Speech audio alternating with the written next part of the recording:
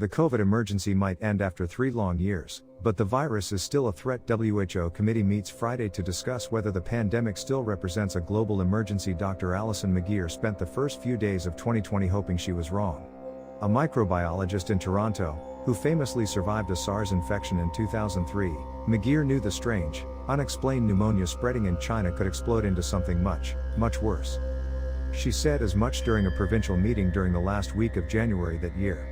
"This is going to be awful," she recalled telling officials. "And in particular, long-term care is going to be catastrophic."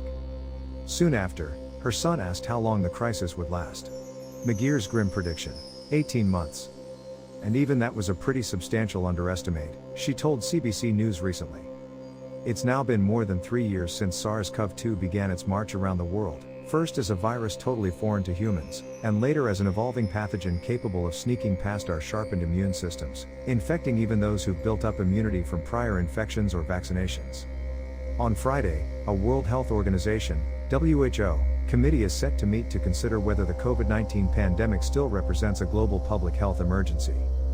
Multiple experts who spoke to CBC News said that regardless of what WHO decides in the days ahead, COVID will remain a threat to our collective health for years to come, for a slate of different reasons, even as governments and the public move on. "I know this is what happens at the end of pandemics," McGeer said, "but watching it in real time is a bit depressing.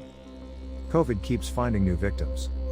There are reasons to be hopeful about the trajectory of the COVID pandemic, even though this virus has claimed millions of lives.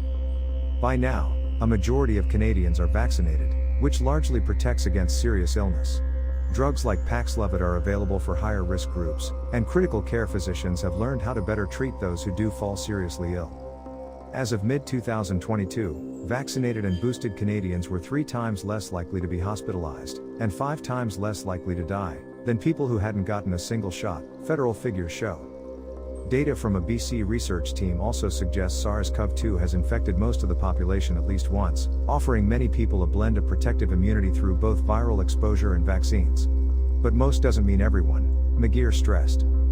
COVID still killed hundreds of Canadians each week throughout much of the last year, and even now, the virus keeps finding new victims with grim regularity, she said, including isolated seniors and other high-risk individuals who managed to avoid the virus while taking precautions.